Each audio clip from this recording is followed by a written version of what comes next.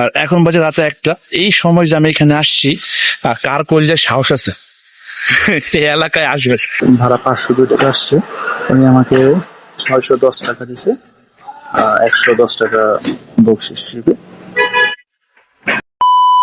আমি মূলত সন্ধ্যায় রাইড করতে বের হয়েছিলাম, আর সন্ধ্যা থেকে পাঠাতে ওরা ধরা ভাড়া মারতেছে। কোন টাকা ভাড়া মারার কোনো সুযোগ পাই না, কারণ পাঠাতে প্রচুর পরিমাণ ভাড়া। আর এখন বাজে রাত 11টা, আমি আছি মোহাম্মদপুর হাউজিং, আর যে ভাড়াটা পাইছি উনি আছে চাঁদ উদ্যান। তো চাঁদ উদ্যান থেকে ভাড়াটা নিবো কিনা আমি একটু ভাবনা চিন্তা ছিলাম, কারণ এলাকাটা খুবই ভয়ানক, এখানে প্রচন্ড পরিমাণে চিন্তা হয়। আর ওইখানে 6 কিলোমিটারের ভাড়া দিতে 152 টাকা, হয় একটু কম পাবো, কিন্তু নিয়ে চলে গেছে। কারণ কি, আমি যদি ওনাকে নিয়ে যাইতে পারি, আমি ঢাকার ওই সাইডে ঢুকতে পারবো, আর ওই সাইডে ঢুকলে আমি আরো 1-2টা ট্রিপ মারতে পারবো। জেনিওতে আমি রিক্স নিয়ে ওইখানে গেছি, যাওয়ার পর ওনাকে নিয়ে আমি তেজগা নামাই গেছি। ওনাকে নামানোর পর ভাড়া আসছিল 142, এখানে উনি ভাড়া দিয়েছে আমাকে 150 টাকা। ওইখান থেকে আরেকটা পাঠাওতে ভাড়া মারছিলাম, সম্ভবত ফার্ম গেট 110 বা 20 টাকার মতন। ওই ফার্ম গেটে ভাড়াটা মারার পর আমি আবার খালি চলে আসছিলাম 7 রাস্তা। 7 রাস্তা থেকে আবার একটা পাম্পার ভাড়া পাইছিলাম তেজগা শিল্প এলাকা থেকে।